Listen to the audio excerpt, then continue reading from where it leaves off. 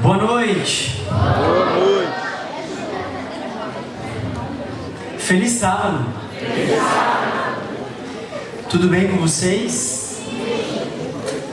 Ah, gente, olha, eu tô triste, viu? Porque hoje é o último dia. Passamos lindos momentos aqui.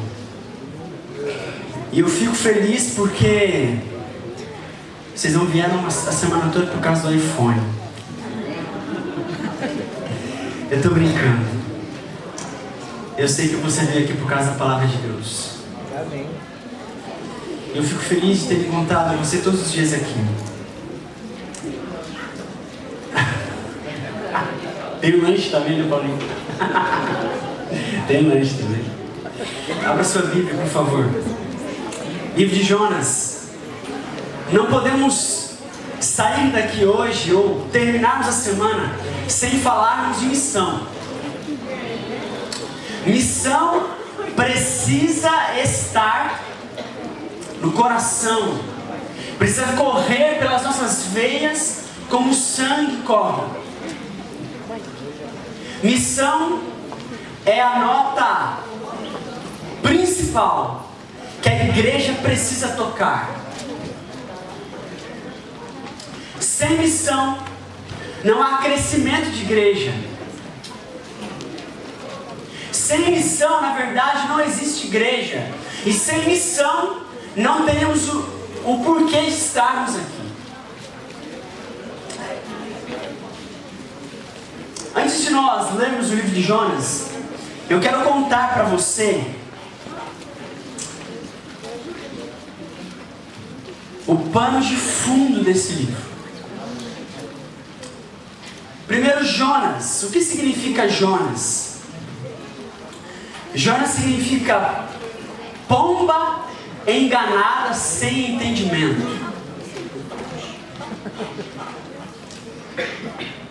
O livro de Oséias, capítulo 7, verso 11, descreve-se Efraim, um sinônimo para o reino do norte, como uma pomba enganada sem entendimento. Isso quer dizer que o nome pode, na verdade, ser um símbolo do caráter de Jonas, ou até mesmo um apelido que revelasse a sua personalidade. Jonas fazia parte do reino do norte. Houve um tempo em Israel, certo? Que o reino de Israel se dividiu: reino do sul e reino do norte. Reino do sul, Jerusalém; reino do norte, Samaria. Por isso que houve aí, na verdade, na história, uma briga entre os judeus e samaritanos. Lembra que em João capítulo 4, os judeus e samaritanos não se davam bem? Só que Jesus se aproxima de uma mulher samaritana. E depois, na realidade, os judeus chamavam os samaritanos de... eram hereges, na verdade. Eram tipo judeus mestiços. Jonas é da tribo do norte. E o livro vai relatar Jonas como um profeta de visão limitada, teimoso, hipócrita, porém assim ainda é chamado de profeta. O interessante é que quando nós vamos olhar para o livro de Jonas, a gente vai perceber que a Assíria, os assírios, a Assíria era uma grande potência estrangeira, provavelmente a maior da sua época. E a cidade de Nínive era a capital da Assíria. E provavelmente no tempo de Jonas, os assírios eles se opunham a Israel. E quando você vai para o livro de Jonas, você vai perceber Jonas indo contra a vontade de Deus.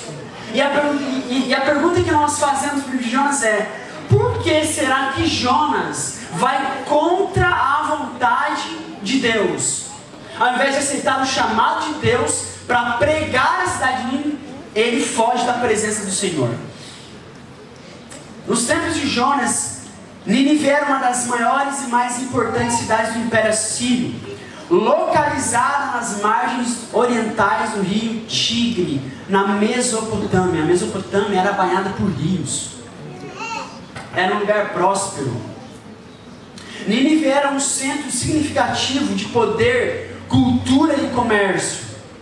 Algumas características positivas, por exemplo, Nínive era um centro de importância econômica. Nínive era na verdade um centro comercial com vastas riquezas provenientes de tributos e comércio. Ou seja, o que é tributo, né? Quando você compra um produto, você está pagando tributo sobre ele, ou seja, imposto. Então Nínive era muito forte no tributo. E no Brasil você não paga muito imposto, né?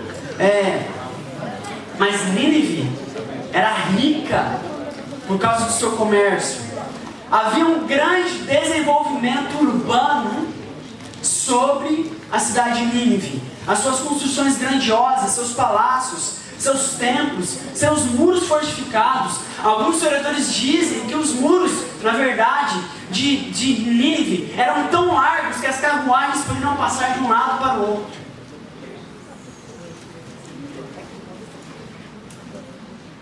Isso era uma demonstração do poder, da habilidade arquitetônica dos assírios. Um outro ponto positivo de Nínive: arte e arquitetura. Nínive abrigava diversas obras de arte, incluindo relevos detalhados e esculturas que demonstravam a sofisticação cultural dos ninivitas. Havia uma biblioteca chamada Biblioteca de Assurbanipal, dentro da cidade de Nínive. E a cidade era famosa por sua grande biblioteca que abrigava milhares de tábuas cuneiformes, incluindo textos literários, científicos, administrativos, indicando um alto nível de conhecimento e erudição. Só que dentro da biblioteca de Assurbanipal havia também livros de magia. Por quê? Porque Nínive tinha algumas características negativas. E a primeira delas era a crueldade e a violência.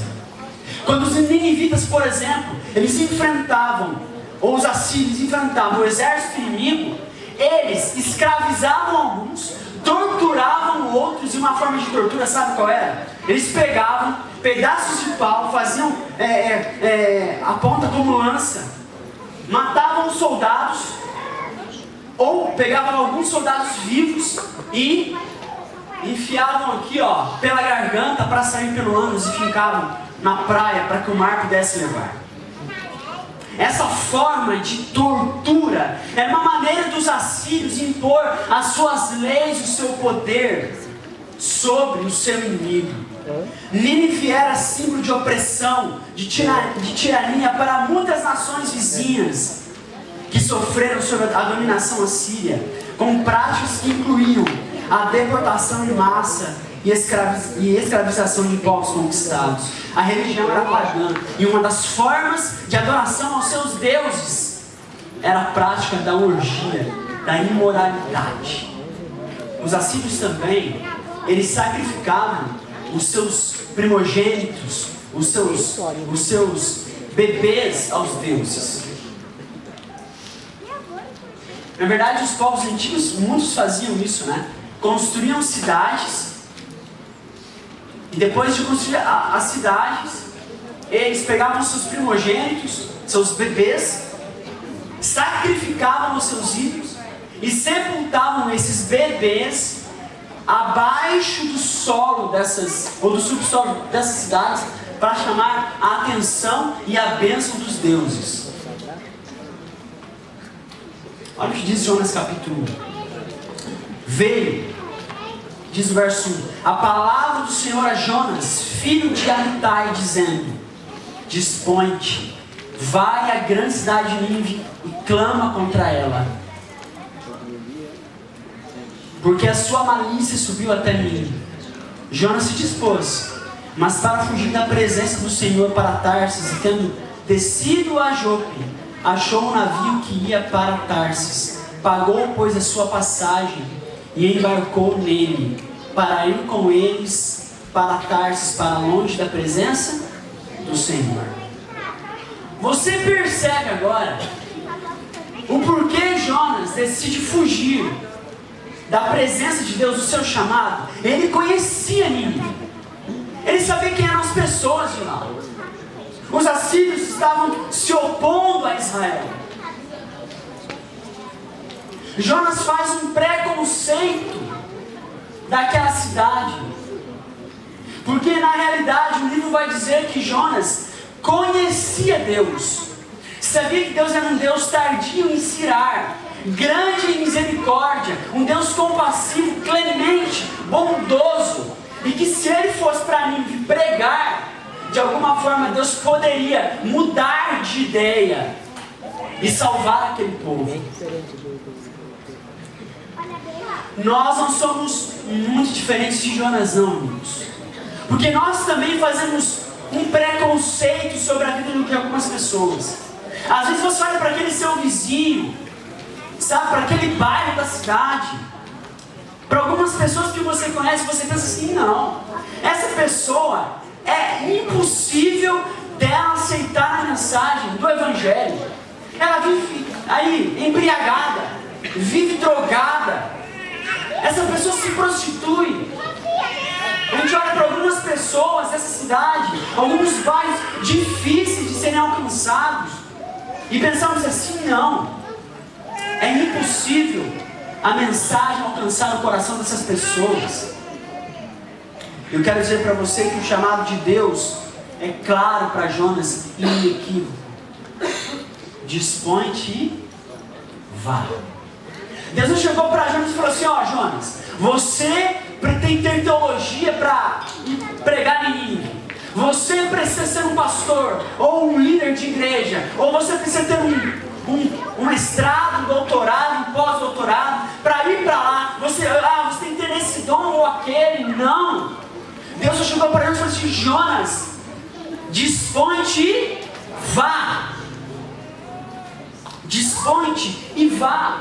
Se levante, sai do conforto de onde você está, Jonas, e vá. E sabe o que é interessante? A expressão aqui, para dispõe-te, no original bíblico, significa erguer-se ou ficar de pé. Ou seja, é uma expressão que implica uma ação imediata e decisiva, enfatizando a urgência e a importância da missão que Deus está dando para Jonas. Agora vá comigo lá em Apocalipse capítulo 14. Apocalipse capítulo 14. Deus tem, essa igreja tem uma mensagem também urgente para dar.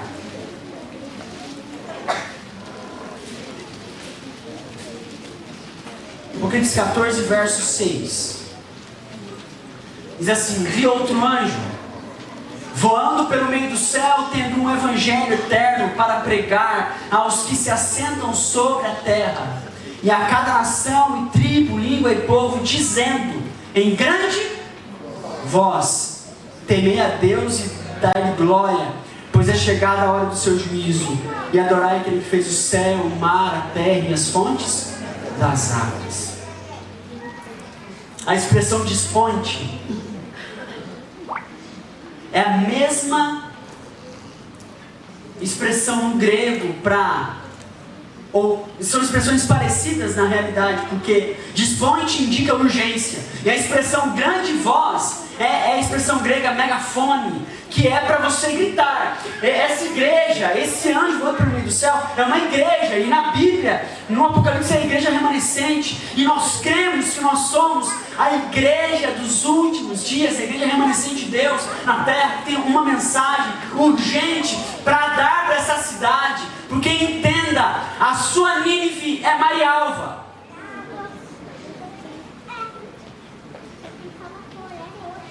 O texto vai dizer para nós, volte lá comigo em Jonas. O texto vai dizer assim, olha, dispõe-te e vai.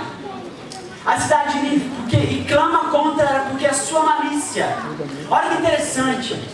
A mesma expressão malícia aqui se encontra lá também no livro de Gênesis, que vai na realidade fazer referência a Sodoma e Gomorra. Ou seja, o que o livro de Jonas está dizendo?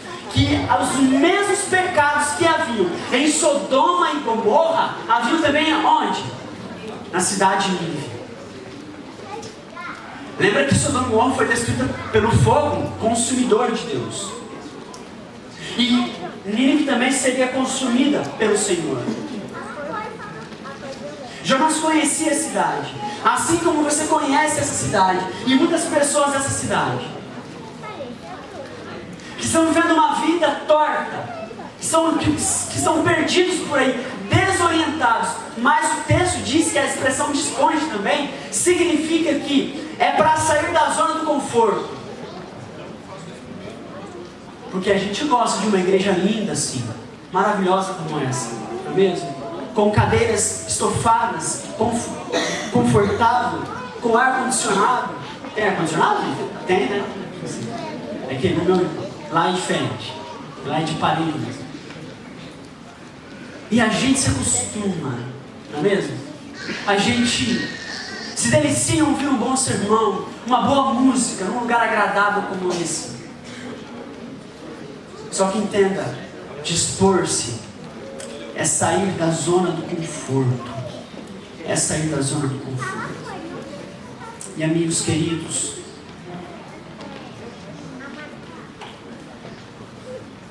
o livro Testemunhos para a Igreja, volume 6, página 29, vai dizer assim: há necessidade de uma compreensão mais clara da parte de todos nós, de que somos instrumentos nas mãos de Deus para a salvação de almas. Devemos sentir a responsabilidade pessoal de fazer tudo o que pudermos para alcançar a luz e o conhecimento da verdade a todos que nos rodeiam. Não é dizer assim, olha, temos que ter uma visão clara de que somos instrumentos de Deus para a salvação dos homens. Jonas não compreendeu que naquele momento ele era para ser um instrumento nas mãos de Deus. E a Bíblia diz para nós que ele se dispôs, mas para fazer o quê? Para fugir da presença do Senhor. Há como fugir da presença de Deus, amigos? Há ou não? Não. Sabe quando você foge da presença de Deus? Quando você foge do chamado que Ele tem para você. Quando você foge do propósito de Deus. Quando Deus fala assim: filha, filho, fale de Jesus para aquela pessoa, porque ela está precisando. E sabe o que você faz? Às vezes, você não fala. Aquela pessoa é a sua nível.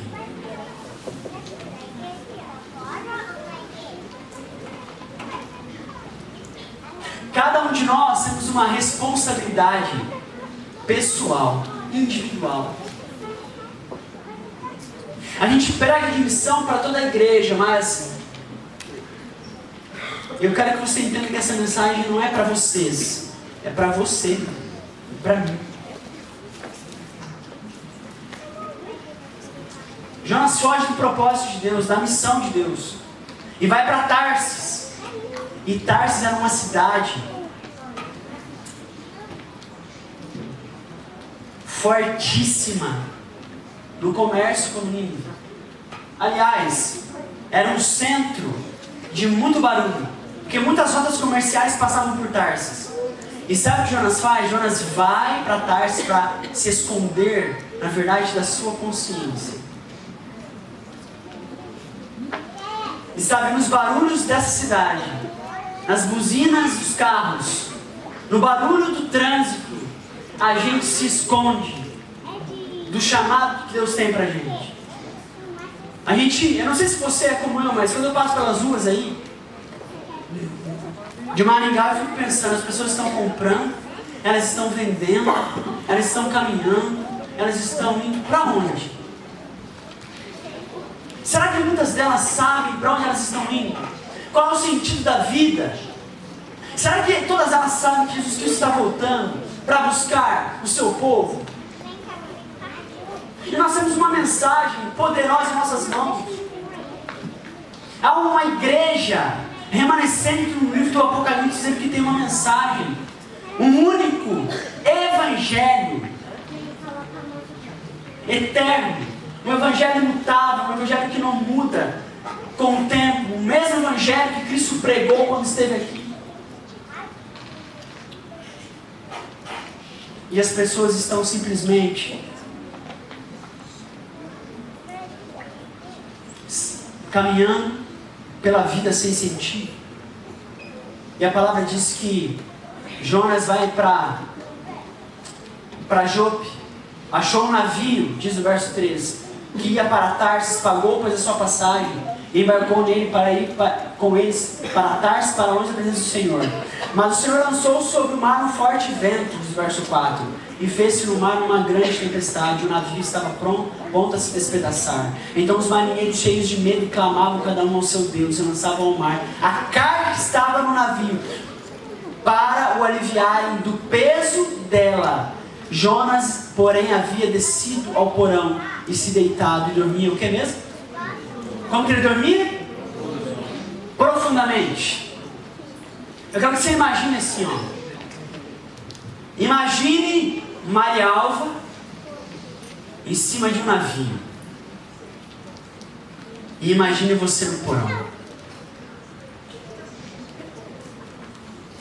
Imagine as pessoas em cima do navio, os habitantes dessa cidade, cada um clamando ao seu Deus, cada um gritando por salvação, cada um tentando preencher o seu vazio com vícios, com sexo, com pornografia, tentando encontrar um sentido, clamando. Na verdade, o clamor do coração é pela eternidade, é por Jesus, mesmo que não saibam, mas estão clamando por algo. Imagine você agora no porão desse navio, dormindo profundamente e tendo em suas mãos uma mensagem. Que se você sair do porão e pregar, essas pessoas serão salvas.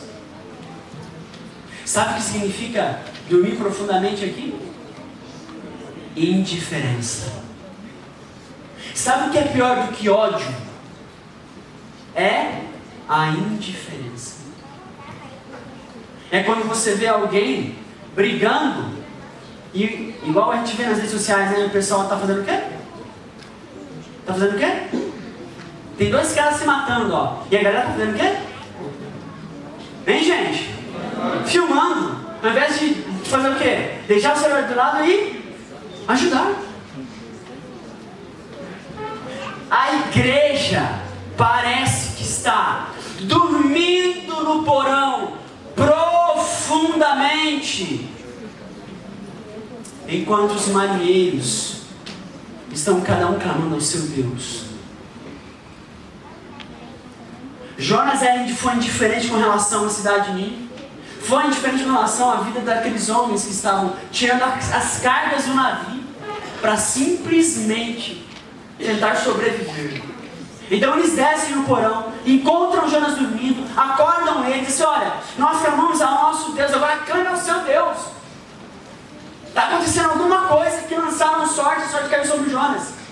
E Jonas falou assim: é o seguinte, se vocês me lançarem ao mar, a tempestade vai se acalmar. E eles relutaram para fazer isso, só que não teve jeito. Lançaram Jonas ao mar. E a tempestade se acalmou. Mas aí Deus enviou o que mesmo? Um grande quê? Um grande peixe. E engoliu Jonas. E Jonas ficou quantos dias no ventre do peixe? 3 dias e 3 noites. Capítulo 2 é a oração de Jonas no ventre do peixe, na barriga do peixe. E a gente olha para esse momento e pensa assim: não, Deus envia tempestade e está castigando Jonas. Agora, lança Jonas ao mar e vem um peixe para engolir ele. Deus está sendo muito cruel. Irmãos, amigos, Deus, na verdade, está salvando Jonas. O peixe não veio para engolir e comer Jonas, mas para salvá-lo. E a palavra diz para nós que depois de 3 dias e 3 noites, aquele peixe vomita Jonas. Vomita ele onde? Em Nínive. Próximo ainda. E o capítulo 3, verso 8 diz assim: ó, veio a palavra do Senhor segunda vez a Jonas: dispõe-te e vai à cidade de Nínive e proclama contra ela a mensagem que eu te digo. Levantou-se, foi Jonas e foi a Nínive segundo a palavra do Senhor. Nínive era uma cidade muito importante diante de Deus. E de 3 dias para percorrê-la. Olha só. Você acha que Deus ama essa cidade? Sim ou não? Sim ou não? Sim. Muito ou pouco? Muito. Você crê nisso mesmo? Diga amém.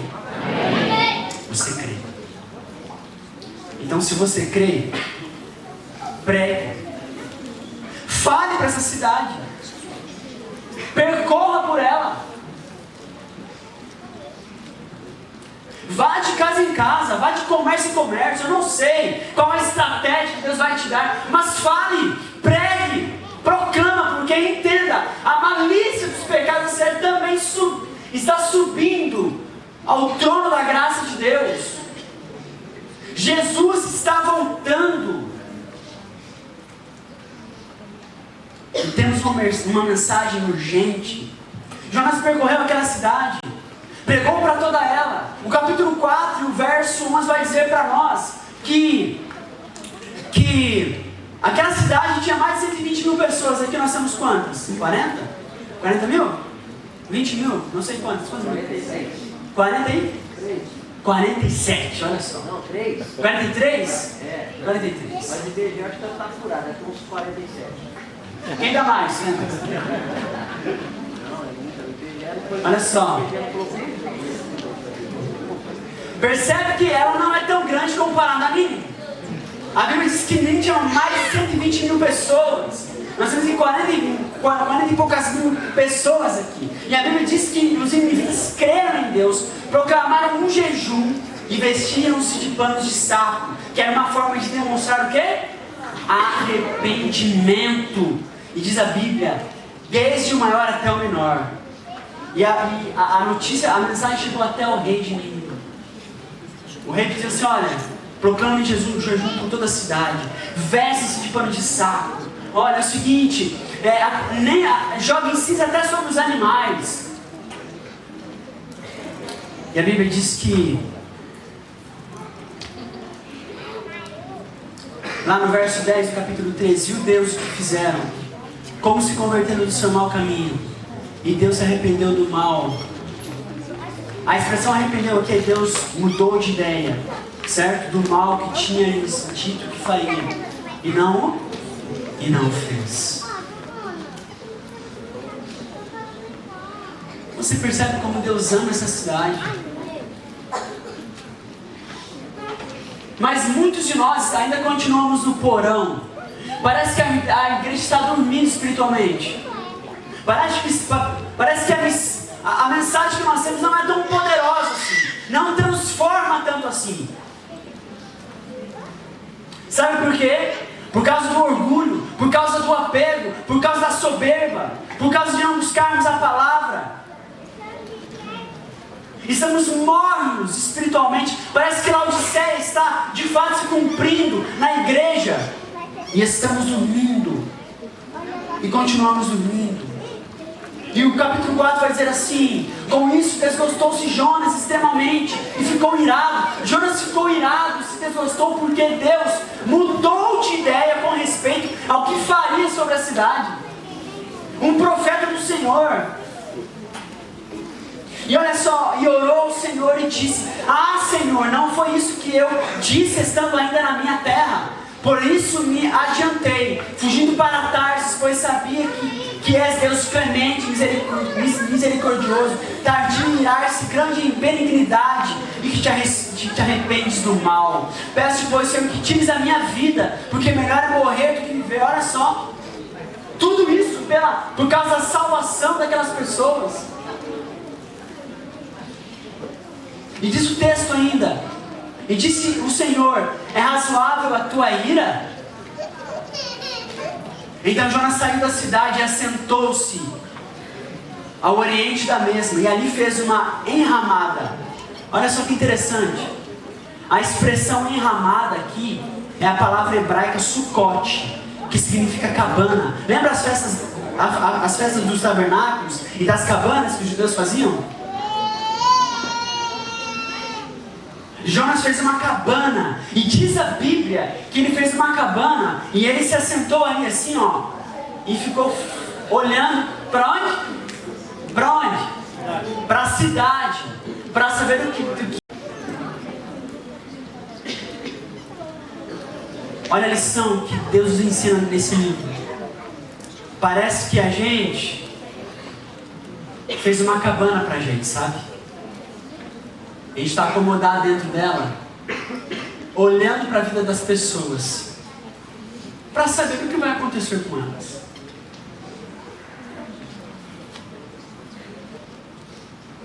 Parece que a gente está numa cadeira, numa poltrona de cinema. A gente se assenta, sabe? E começa a olhar para a grande tela, passando o filme da vida das pessoas, casamentos destruídos, jovens se destruindo, e a gente vê tanta coisa acontecendo, e a gente parece sentado na nossa sucote, na nossa cabana, acomodado, enquanto as pessoas estão se perdendo. E quando nós temos em nossas mãos uma mensagem para salvá-las.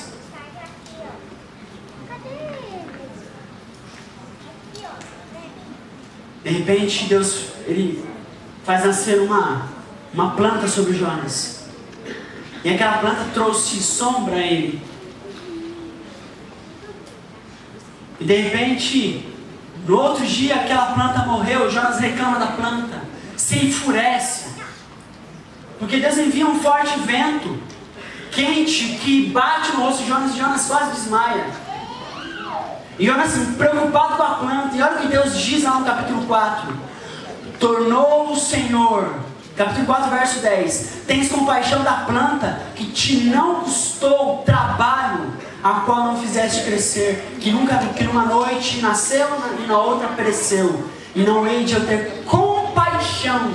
Olha só, Deus se colocou no lugar daqueles pecadores. Deus sentiu compaixão deles. E diz mais o texto: da grande cidade de Nínive, em que há mais de 120 mil pessoas que não sabem discernir entre a mão direita e a mão esquerda, e também muitos animais.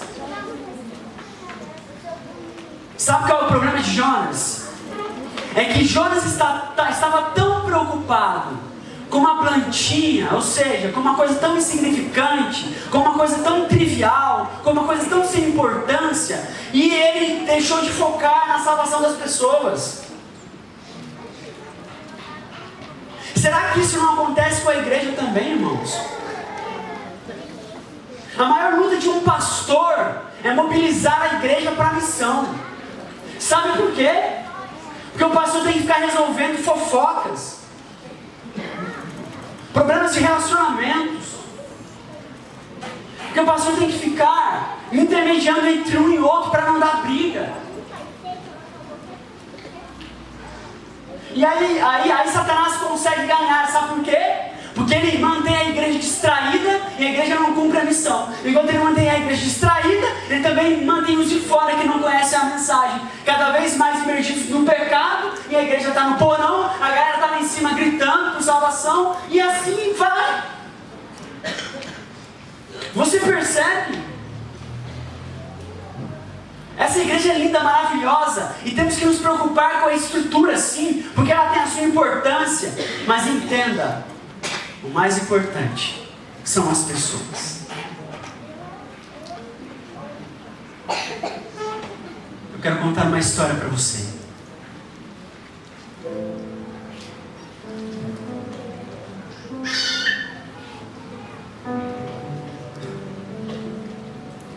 Sabe, Deus tem um chamado para você pregar, falar, clamar para as pessoas. Eu me lembro de um amigo, aqueles que eram da Central de Apucarana, na minha época que estão aqui, vão lembrar dele, Dario. Dario era um jovem, amigo. Estávamos juntos sempre. Era um jovem comprometido com a igreja. Íamos junto na classe dos adolescentes, dos jovens. Um jovem que estudava lição, um jovem que orava. Mas pelas idas e vindas da vida, em algum momento, esse jovem se afasta de Deus. E daí começa a ir para as baladas, para as bebidas, para as mulheres. Eu vou dizer para você algumas coisas como amigo próximo eu sabia.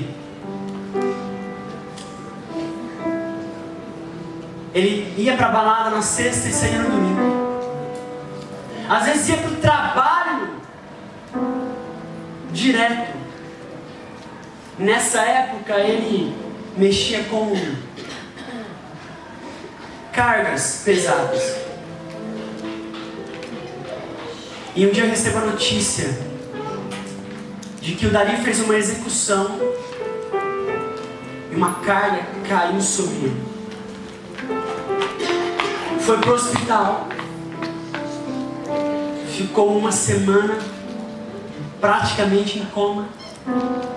Pastor Lauro Crescêncio foi meu pastor, foi o pastor do Paulinho aqui também, foi o pastor da Milena também. Foi até o hospital para visitar esse jovem. E chegou lá naquele leito.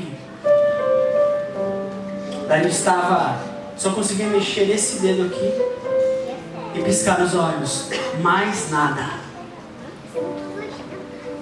E o pastor Lauro fez um apelo assim: Dari, você aceita Jesus Cristo como seu Salvador? Ele piscou os olhos e fez assim com ele: Dari, você aceita Jesus Cristo como seu Salvador pessoal e como o Senhor da sua vida? E ele começa a mexer mais o dedo e os olhos, e lágrimas desceram dos seus olhos. Naquele mesmo dia, naquela mesma noite, Dari morreu. Foi velado na igreja central de Apucarana, numa grande igreja.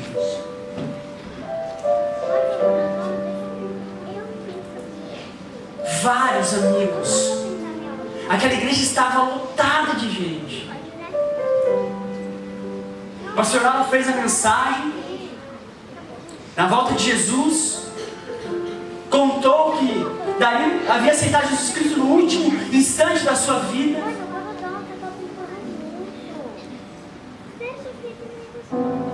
E o Dari, o que ele não pregou em vida, ele pregou na sua morte. Porque muitas pessoas foram àquele lugar para ouvir a mensagem daquele pastor.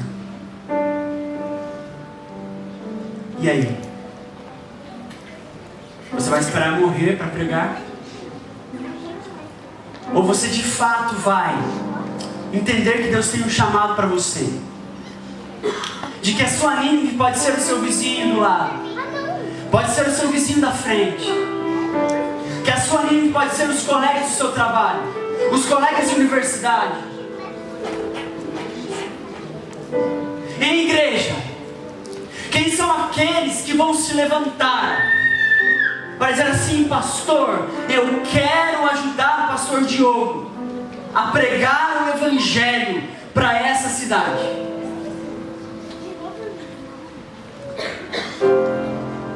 Quem são aqueles que vão sair da sua zona de conforto para dizer assim: olha, eu tenho uma mensagem poderosa para falar para você, de que Jesus te ama e de que Ele em breve vai voltar.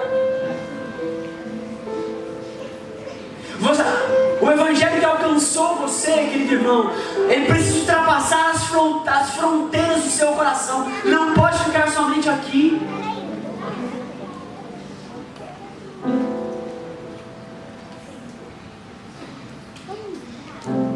Não temos tempo a perder. A Bíblia diz que Jesus Cristo logo vai sair do santuário celestial. Diz o livro do Apocalipse que o santuário vai se encher de fumaça e Cristo vai parar de interceder sobre a humanidade.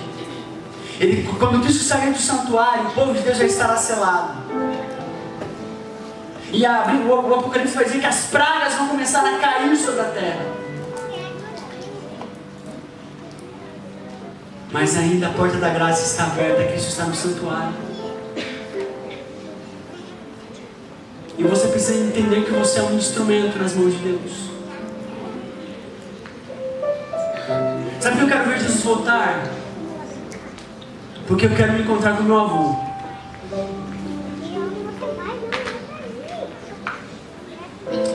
Quantos filhos perderam seus pais?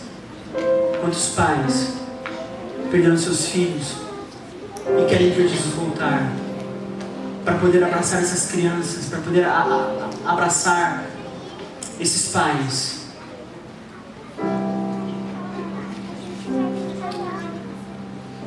Nós não podemos brincar mais.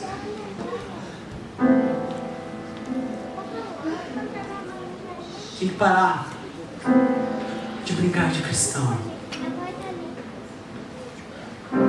E precisamos entender que Jesus Cristo está voltando. Você vai ouvir uma canção daqui a pouquinho. Pode vir aqui, por favor.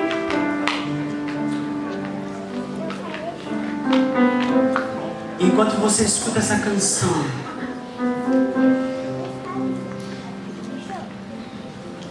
o meu chamado é para aqueles que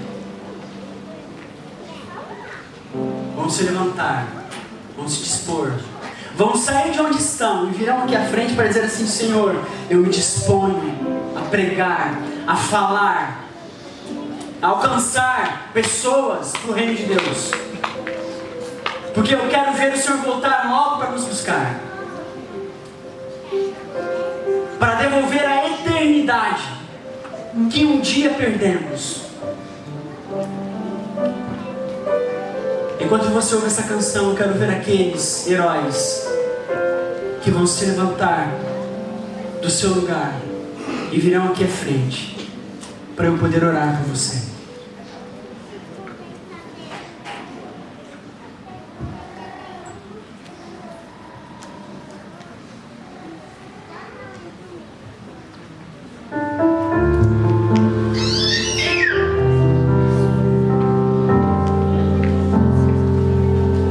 Você pode subir aqui à frente comigo.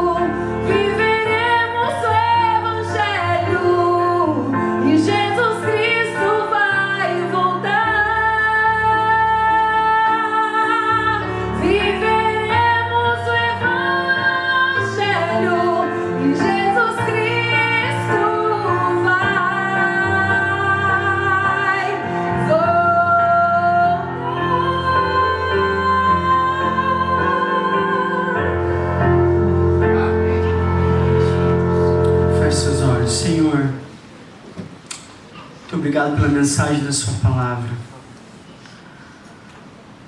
Fugir da presença do Senhor é fugir do seu chamado para nós. Jonas não era um ignorante, ele sabia que Deus era onipresente. Senhor, por favor, que possamos ser como o Senhor, o mesmo Deus que sentiu compaixão de Nínive, é o mesmo Deus que sente compaixão de Marialva. Que o nosso coração esteja no coração dessas pessoas, possamos lutar por elas, sair do nosso comodismo, sair do porão do navio, ir até aqueles que estão gritando por salvação. Abençoe essa igreja e cada um que se propôs no seu coração aqui em se levantar e dizer que vão pregar o Evangelho para ver Jesus voltar ainda em nossa geração. Nos abençoe. Abençoe o pastor dessa igreja. Abençoe a sua esposa, seu filho, a sua família. Que o Senhor possa derramar a tua graça sobre o pastor Diogo, que ele tenha sabedoria junto a Juliana e a Davi para comandar essa igreja, para, junto com os seus líderes, com os seus anciãos, com os líderes de ministérios,